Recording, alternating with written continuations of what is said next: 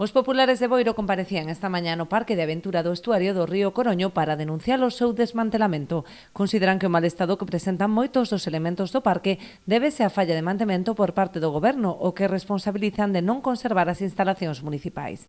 Hoy estamos aquí en el estuario del río Coroño, aquí en el Parque Aventura, un parque que fue ejecutado por el gobierno del Partido Popular.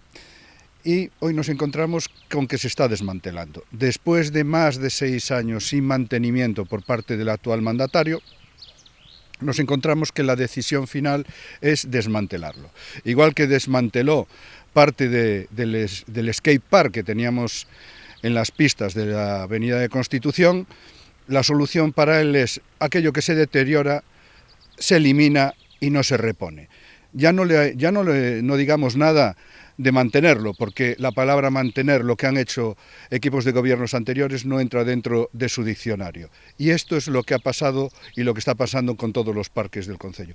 Lamentan dende o PP esta decisión, posto que se trata dunha instalación moi utilizada por veciños e visitantes. Este es un parque muy querido por los críos y por las familias. Aquí las familias que en verano, que en la primavera, ahora que viene el buen tiempo, vienen a comer, vienen a pasar una tarde agradable, dejan aquí a sus niños con la seguridad de que lo pasan bien y que disfrutan del entorno.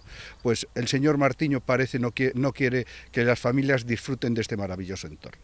Solo parece que le gusta este entorno para subir banderas y salir en la foto de que ha conseguido una bandera. No sabemos qué tipo de bandera y todo eso, pero lo importante es salir en la foto. Pola súa banda, dende o Concello de Boiro explicaron que existe un proxecto para a renovación integral do parque, valorado en preto de 100.000 euros para o que xa teñen solicitada unha subvención. Mentres agardan a resolución da mesma, procedeuse a retirar os elementos que se atopaban en mal estado para evitar riscos. Sinalaron ademais que no caso de que non lle sexa concedida a subvención, a reforma executarase con fondos propios.